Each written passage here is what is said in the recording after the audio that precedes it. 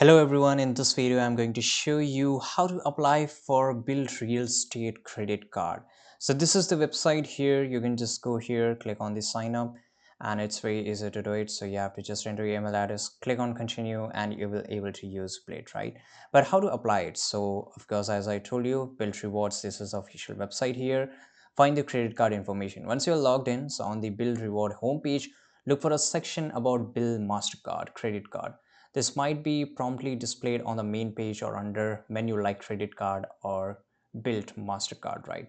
So here you can just easily access it from here, which is you can see BILT card here. So if I just click on it, it will just give me information about the card and everything. To access it, I have to log in into this, right? And once I'm here, we can just review the card. So before applying for the card, of course, you have to review that. What's the benefits, what's the terms and condition and everything, right? You need to understand that. Once you do that, such as reward or rent payment, you can just apply for it. Once you're ready to apply, click on the apply now button here. This will redirect you to the application page. Fill out the application form.